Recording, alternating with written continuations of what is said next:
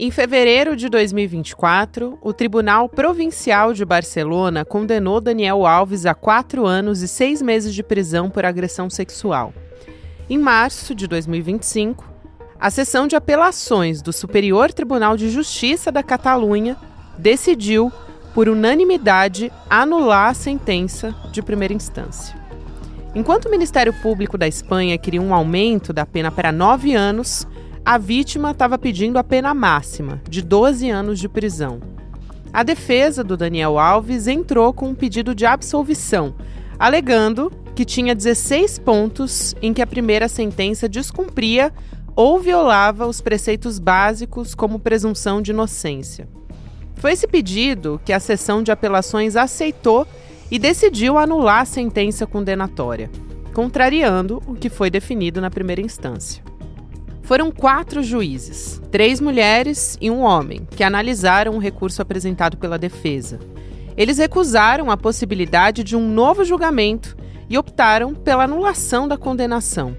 A justificativa da Justiça Espanhola foi de que a decisão da primeira instância não estava apresentando elementos suficientes para a condenação. A sentença afirma que essa decisão tem imprecisões, inconsistências e contradições sobre os fatos. Mas essa decisão não é definitiva, ainda cabe recurso. A pergunta que fica no ar é: o que aconteceu nesses 13 meses para que a decisão fosse totalmente oposta à que condenou o ex-jogador por estupro? Quarta-feira, 2 de abril de 2025.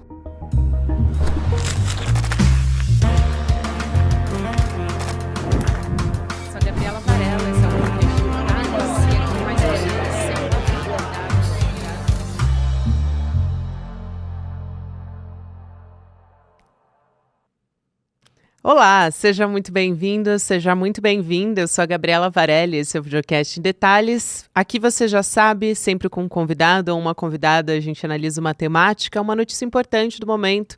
Hoje eu vou receber aqui a jornalista, escritora, roteirista Cristina Fibe, mais uma vez. Cris, obrigada por aceitar nosso convite, seja muito bem-vinda. Obrigada a você pelo convite, é um prazer estar aqui, conta comigo sempre. Prazer demais te receber, apesar de ser uma decisão, né, uma nova etapa do caso Daniel Alves, que deixa a gente com um mal-estar tão grande, para dizer o mínimo. E eu vou começar falando sobre essa absolvição e uma alegada falta de confiabilidade no depoimento da denunciante, que foi o termo que foi dito no julgamento, né? Insuficiência de provas. E eu queria trazer alguns pontos a respeito de como a vítima prosseguiu durante esse processo todo, né? Ela se manteve no anonimato, ela não quis receber indenização, mesmo tendo direito a isso, e isso não retiraria, né, nenhum tipo de mérito, ou enfim, não colocaria nenhum peso a mais nessa história, mas é um dado da realidade. E ela também manteve a versão dela o tempo inteiro. Foi um depoimento muito consistente. O Daniel Alves, que foi acusado, ele mudou a versão 5 vezes durante essa história. Então a gente teve vídeos, testemunha, perícia, enfim, ela seguiu todos os protocolos. E mesmo assim o depoimento dela não foi considerado consistente. Por que que tudo isso não foi o suficiente, Cris? Gabi, é um caso muito exemplar, eu acho muito emblemático das dificuldades, dos obstáculos que a gente tem para condenar um homem acusado de violência contra a mulher de forma geral, não só sexual. Então eu acho que a gente falou, né, desse desapontamento, esse desalento que dá. A gente falou antes de entrar no ar, né, que sexta-feira foi um dia difícil, que se acaba o dia meio zonza, meio tipo, que fui atropelada pelo quê?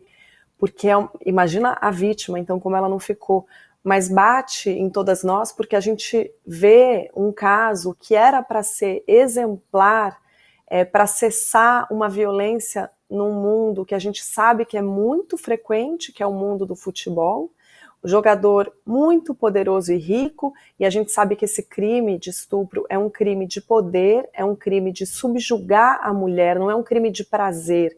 Então aquele pensamento antigo e disseminado de ela provocou, ou que dizem sobre essa vítima entrou no banheiro porque quis, foi para a balada porque quis, etc e tal. Esse pensamento é inadequado, antigo e deslocado, porque não é um crime que a mulher provocou, excitou aquele homem, e então ele, provocado, não teve como se controlar. Isso é uma mentira, é uma grande falácia. O fato é que o crime de estupro, os crimes contra a mulher, eles são crimes de demonstração de poder. É o homem querendo colocar a gente no lugar que eles acham que a gente merece estar, que é sob o seu domínio. E o mundo do futebol, onde circula muito dinheiro, a gente sabe, muita gente é sabido, da CBF no Brasil para baixo e no exterior também, que há muita violência contra a mulher. As mulheres são vistas como objetos e são frequentes as festas em que as mulheres são convidadas, recebidas ou pagas para estar como objetos.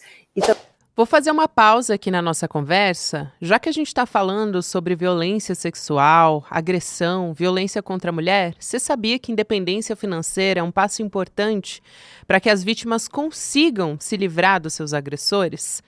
A gente vai falar aqui no ICL sobre como fazer o seu dinheiro render. Então, o Eduardo Moreira vai trazer uma aula sobre isso, sobre rentabilidade financeira, sobre investimento. É super importante, vai ser no dia 15 de abril, uma terça-feira, 8 horas da noite, e você pode garantir sua vaga de graça em detalhesicl.com.br. Você dá uma pausa rapidinho na nossa conversa, coloca o teu e-mail e aí você já garante que vai conseguir assistir essa aula e ter acesso. Agora sim, a gente volta para a nossa conversa no Em Detalhes. Ele é confrontado com a apresentação de provas e aí ele apresenta uma nova versão.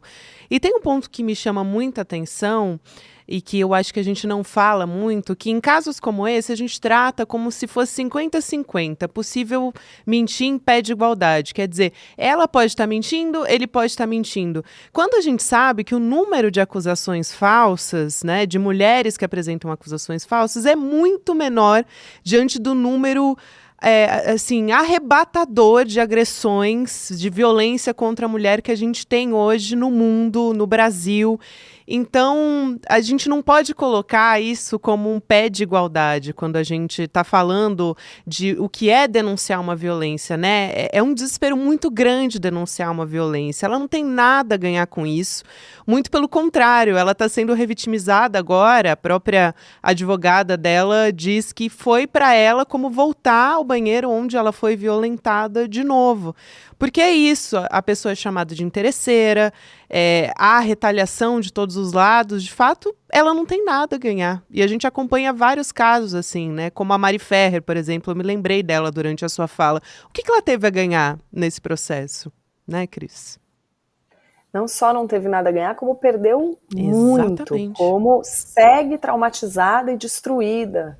Como essa vítima também, do caso Daniel Alves, essa tristeza, como a advogada dela falou, esse voltar ao banheiro, significa sim uma nova violência, é o que a gente chama de revitimização. Quando a justiça nega a ela a palavra dela, acreditar na palavra dela, ir atrás da reparação que é merecida sim e é necessária para a cura desse trauma, isso é de uma violência, é o sistema de justiça revitimizando uma mulher que estava em busca da própria justiça. E é um selo, né, de impunidade para os violadores que estão aí à solta.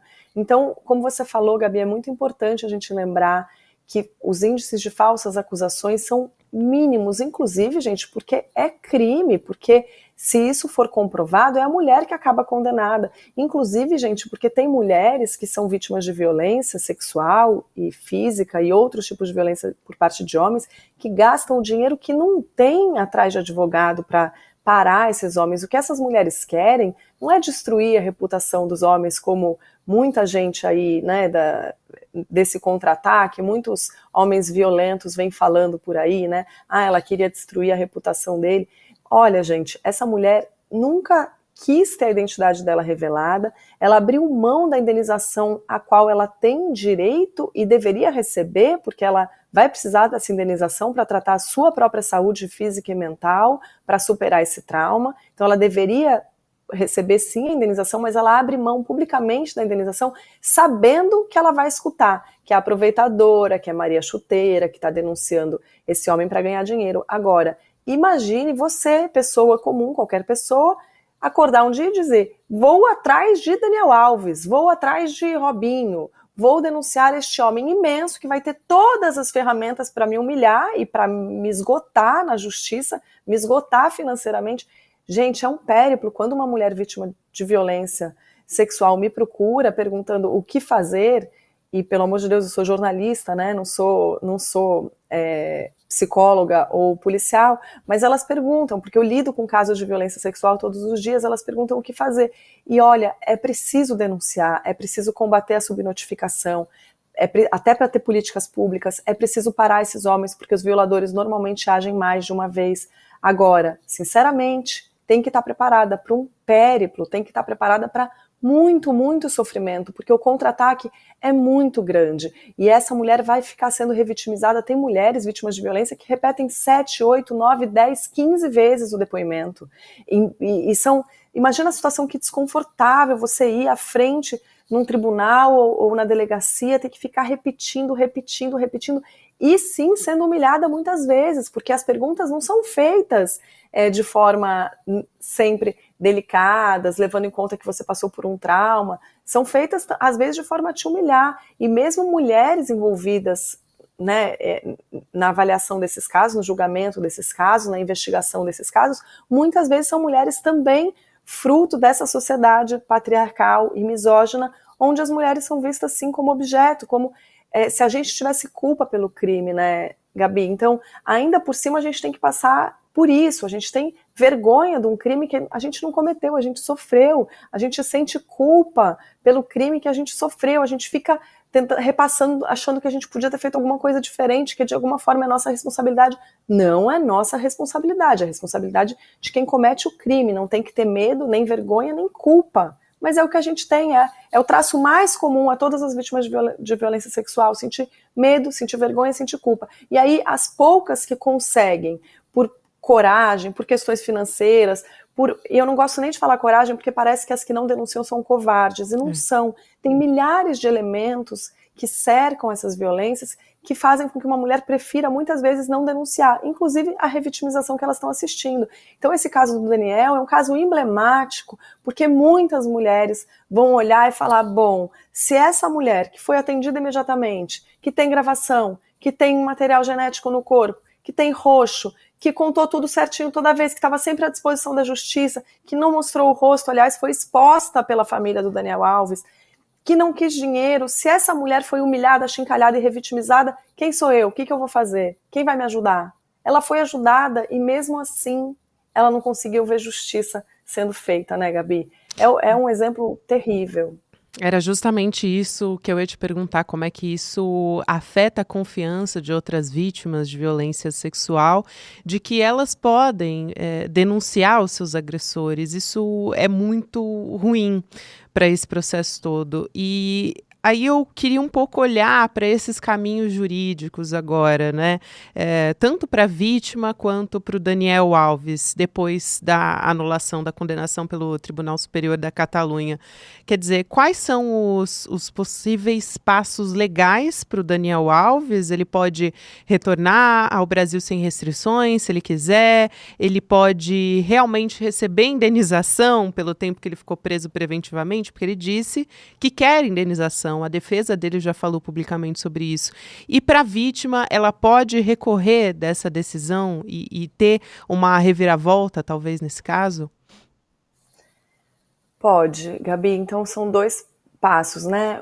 De um lado, a vítima, se tiver energia, dinheiro, fôlego, se ela não tiver, não conseguindo levantar da cama, né, Gabi, deprimida, triste, enfim, se ela conseguir, tiver forças para continuar esse périplo, ela vai recorrer ao Tribunal Superior da Espanha. Ela e o Ministério Público, ela com a advogada assistente de acusação, o Ministério Público também pode fazer isso. É provável que façam, que recorram ao Tribunal Superior da Espanha.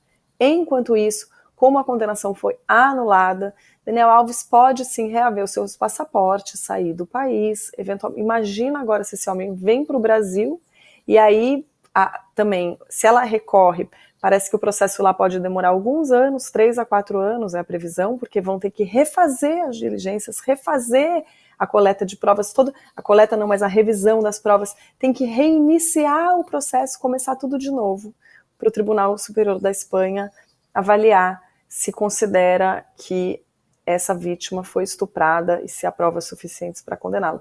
Então, olha a situação que a gente tem um provável recurso do Ministério Público e da vítima, de um lado, ao Tribunal Superior da Espanha, ao mesmo tempo que a gente tem um homem livre e cuja condenação foi... Então, ele não deve nada à justiça nesse momento. Esse é o fato. E aí, sobre indenização, ele primeiro recebe de volta, vocês lembram que ele pagou aquele dinheiro para redução da pena, que a família do Neymar ajudou, ele vai ter esse dinheiro de volta, o dinheiro da fiança de volta, que são dois valores diferentes. Se não me engano, no total é 1.150.000 euros. E, além disso, ele tem direito a pedir uma indenização para o governo pelo tempo que ele ficou na cadeia, que foram, se não me engano, 400 dias, alguma coisa assim, 400 e pouco quebradinhos. Ele tem dinheiro a um X, 30, 50 euros por dia, na somatória total, 20.000 euros e poucos dinheiros. Ele teria o direito a pedir como indenização por ter ficado preso. Então, quer dizer, Gabi, a gente aqui acreditando na palavra da vítima, em toda a aplicação do protocolo que a atendeu imediatamente, e essa vítima tendo razão, é um escárnio, né, Gabi? É o mínimo que a gente pode dizer. E aí, só para retomar um pouquinho a pergunta anterior, que a gente falou, eu acabei te atropelando, sobre o impacto disso em outras vítimas, eu queria só complementar que é brutal mesmo, né, Gabi? É brutal, assim, e vamos falar de outros exemplos, né? A gente acha que a gente está num momento de contra-ataque muito grande, é um momento, digamos, pós-era Me Too, em que a gente está vendo os agressores muito à vontade para desacreditar as vítimas, descredibilizar as mulheres, fazer o que a gente chama de DARVO, né? Que é na sigla em inglês, o deny, que é negar. Primeiro ele nega, depois ele ataca, é o attack, depois é o reverse, ele reverte as posições, ele se coloca como vítima e coloca a vítima como algoz. Então, é uma coisa que já tem essa expressão de tão na cartilha que está, a cartilha do contra-ataque dos violadores sexuais. Então, a gente está vendo isso já acontecer em outros casos, e isso vai deixando muito difícil para as mulheres toparem, se expor, denunciar e ir à justiça. Então, a gente viu, por exemplo, para dar um outro caso que ainda não está resolvido no Brasil, aliás, vários casos de denúncia pública de violação sexual não são resolvidos no Brasil nunca. Vide a família Klein, Saul Klein e Samuel Klein, que estão ali na Polícia Civil, uma investigação enorme. O Saul Klein já foi condenado no Ministério do Trabalho por trabalho análogo à escravidão sexual. É uma tipificação ali bem específica do caso do Saul Klein. Ele foi condenado a pagar 30 milhões de reais e no aspecto criminal, não tem nada contra ele. Ele nega os crimes e, né, está recorrendo, mas o fato é que no criminal ficou parado na Polícia Civil. Então, estou citando aqui um caso, o caso do Silvio Almeida, que ainda está em investigação pela Polícia Federal. A Aniele, que nem quis denunciá-lo publicamente, a Aniele tentou, ao máximo, lidar com isso de outra forma para não precisar se expor, e a gente está vendo um contra-ataque que descredibiliza a Aniele e também a própria ONG que faz acolhimento às vítimas de violência sexual. E a Aniele está aí nas redes sociais tomando porrada o tempo inteiro. Então as mulheres olham isso e falam, bom, eu vou denunciar, eu vou tomar porrada assim também? É isso? Enfim, é um serviço enorme, Gabi. Muito bom esse ponto que você traz, essa lembrança de como há uma manobra política, jurídica, para que esses agressores tentem inverter a situação e tentar descredibilizar essa mulher. Existe uma estratégia, de fato, por trás disso, né, que muitas defesas têm adotado em casos de agressão sexual, né, de acusação. E durante esse processo, foi muito simbólico, Cris, na sua fala você ressaltou isso, como a gente teve um modelo que até a gente importou para o Brasil, né, que foi um protocolo não é não, porque o protocolo que foi levado a ser feito durante esse caso, como essa vítima foi tratada e protegida, né, pela justiça durante a aprovação desse processo, ele foi importante na proteção da vítima.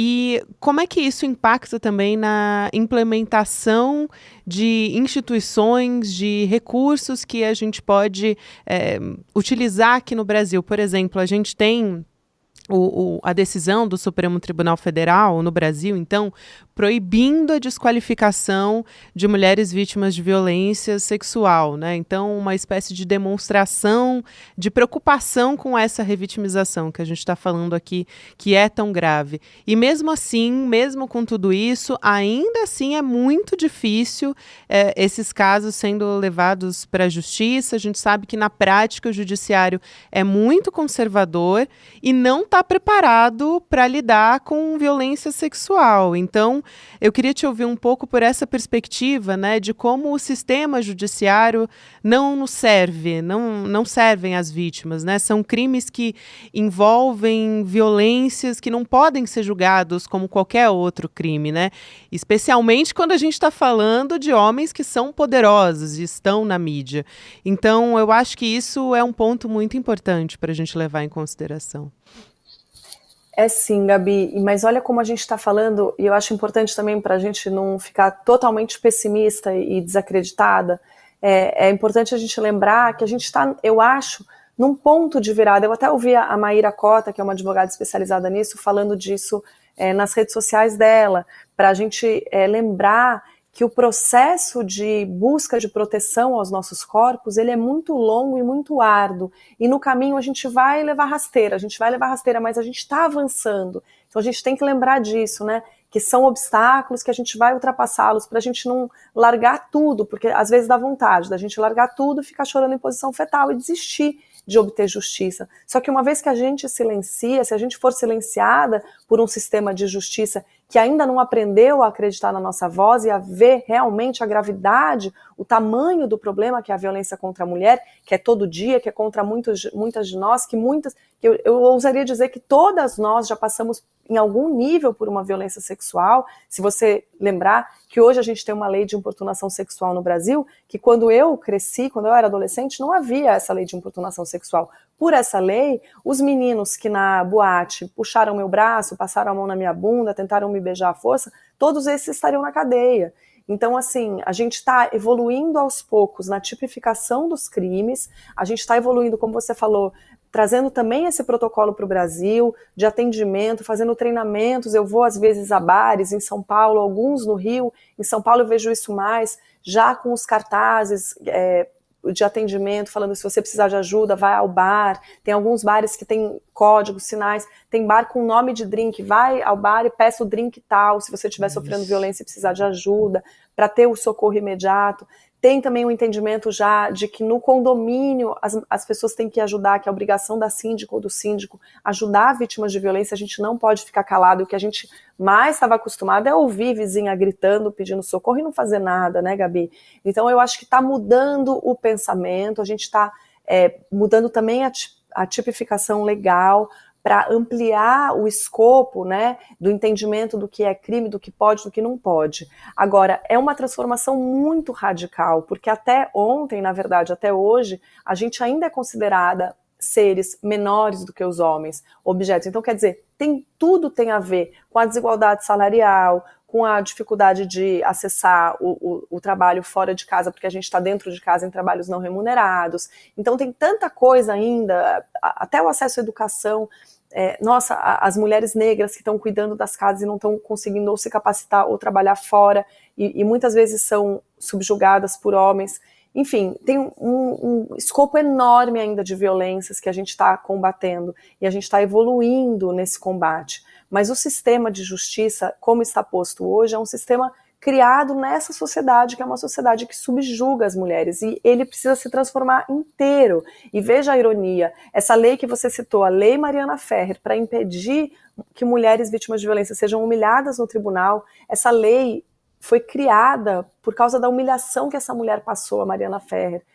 E, Gabi, o que aconteceu com ela? Ela está traumatizada, o acusado pelo estupro que ela sofreu foi absolvido, e a jornalista que denunciou essa humilhação, que fez a humilhação virar lei, foi condenada por difamação, porque foi processada por promotor, por advogado de defesa, por juiz. E é a jornalista que está agora enfrentando a justiça. Você veja o tamanho dessa injustiça. Então, é um sistema ainda inteiro para a gente mudar, Gabi, evoluir. É lento, mas a gente tem que ser otimista, que a gente está mexendo num negócio muito estrutural, muito grande, a gente está lutando contra o status quo, o sistema como ele é, e a gente vai ter que continuar lutando juntas, sem desistir, porque se a gente desistir, é a gente que vai sofrer mesmo. Então, a gente não tem outra alternativa, Gabi. E teve o caso também, Cris, só para a gente fechar rapidinho, mas teve o caso da acusação contra o Robinho por estupro coletivo em 2013. Esse caso está no Supremo Tribunal Federal. E até lembro, antes disso, um caso bastante antigo, que é o do goleiro Bruno, que foi, enfim, levado... Ele foi avançando, né, depois da condenação, depois ele foi para regime semiaberto, depois liberdade condicional, mas o que me chamou a atenção foi como as pessoas receberam o Bruno de volta nos gramados, né, tirando foto com ele, de braços abertos, como se ele fosse um ídolo nacional. Na época foi algo que me chamou muita atenção e foi bastante chocante também. Então, a gente teve... Eu acho importante você falar sobre olhar para isso com esse olhar otimista, e a gente precisa disso, porque a gente já teve outros exemplos no passado e a gente está avançando em termos de condenação também, de resposta a esses crimes, né? Avançando bastante, mudou o perfil, né? Mudou o perfil da reação, Gabi. Então a gente teve ali o Cuca nos anos 80, lembra? O caso do Cuca, com outros jogadores também coletivo, que foram recebidos com festa no Brasil, com cobertura de imprensa. A palavra da mulher não era nada. O que estuprou coletivamente uma menor de idade, que se dane. Aí foi evoluindo. O Robinho foi um caso muito emblemático, porque... No caso da homologação da sentença no Brasil, lembra, o Robinho foi condenado na Itália, ele nesse meio tempo já tinha vindo para o Brasil, então ele ficou impune aqui, embora ele tivesse sido condenado por estupro coletivo de vulnerável na Itália, ele veio para cá jogando pelada na praia, vida que segue, claro que muita gente ainda pedindo foto e idolatrando e tal. Quando pedem a homologação da condenação dele aqui no Brasil, fez toda a diferença aquele podcast que o UOL fez, Grampos, do Robinho, em que a gente escutou dentro dos nossos ouvidos o desdém e as confissões daquele estupro coletivo, o desdém com relação à vítima e aquele grupo de amigos confessando o que tinha feito. Isso foi tão violento que eu acho que isso mudou o desfecho do caso no próprio Supremo, mudou o desfecho no Brasil e ele acabou preso. E o Daniel Alves também tem influência nisso, a condenação do Daniel Alves, que tinha acontecido na Espanha, também tem influência no Brasil para a gente falar, bom, também temos que dar uma resposta, vamos parar essa violência.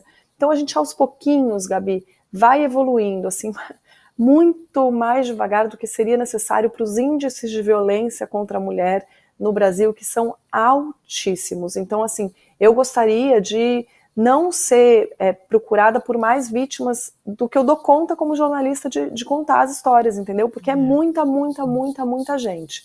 É lastimável e a gente tem um longo caminho, mas a gente realmente não pode esmorecer, embora essa história do Daniel Alves não possa ser vista hoje como nada diferente de uma grande derrota muito grave mesmo para todas nós. Sem dúvida nenhuma. Cris, é sempre importante te ouvir, eu aprendo muito com você e também me dá muita esperança para a gente continuar firme, né, nessa luta. Obrigada demais, querida. Um abraço grande.